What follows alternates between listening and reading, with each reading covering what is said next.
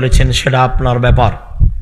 বাপ মা টাকা চাইলেই না থাকলে কোথা থেকে দিবেন, কেমন দিয়েছেন না দিয়েছেন সেটা আপনার ব্যাপার।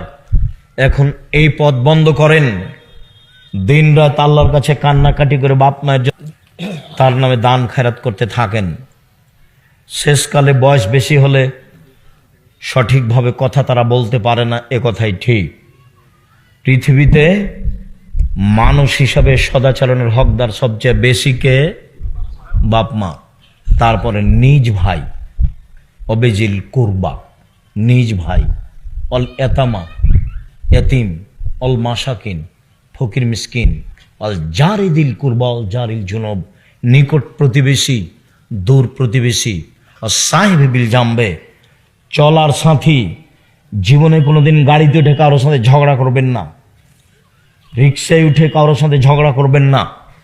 আপনার মোটর সাইকেল খুব দামি, আপনার গাড়িটা খুব দামি, একজন লোকের ভ্যানে লেগে গেছে, একবারে গাড়ি থেকে নেমে মেজাজ দেখায়েন না। গাড়ি পাল্টে আল্লাহ দিতে পারে। দেশের নেত্রীর বয়স যদি 45 মিনিট হয়, তাহলে আপনার গাড়িরও বয়স 3 মিনিট হতে পারে। মানুষকে উপেক্ষা করে জীবনে কোনোদিন কোনো কাজ করেন না। আমার অনুরোধ থাকছে, আপনি আমার দিনী ভাই, আমি আপনার খুব কাছে থেকে বলছি, মানুষের প্রতিশোধ নেবেন না এবং মানুষের বদনাম গীবাত করবেন না। সম্মানিত দিনী ভাই বোন, এরপরে পথিক এসে বলছে, আমি খুলনার মানুষ, আমার টাকা হারিয়ে গেছে, 500 টাকা দেন।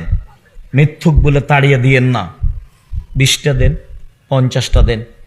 গালি দিয়ে মিথ্যা বলে তাড়িয়ে দিবেন না। আল্লাহ বলছেন পথিকের সাথে সদাচরণ করতে হবে,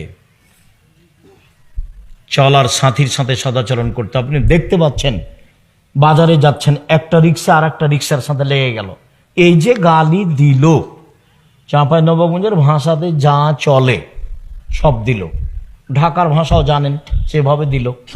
এরই রিক্সাটা আরেকটু পরে আরেকজনের সাথে লেগে গেছে, তো ওও দিল, সারাদিন এভাবে চলছে। তাহলে আমি আপনি কি সেই? আমরা কি পথে নেমে গেছি? আমরা কি পশু প্রাণী হয়েছি? আমরা কি গরু ছাগল হয়েছি? আমরা কি হায়ানা পশু হয়েছি? প্রতিশোধ নিব না, প্রতিশোধ ছাড়াই দুনিয়াতে বাঁচতে চাই। যেহেতু যেতেই হবে, যারা বয়সের মানুষ ছিল চলে গেছে, আমরা আছি, যেতেই হবে, এ কথাই ঠিক। সম্মানিত দিনী ভাই বোন, বিষয়টি বিবেচনার জন্য আন্তরিকভাবে অনুরোধ জানাচ্ছি। আমার দিনী বোনেরা শোনেন, আল্লাহর নবী বললেন সবচেয়ে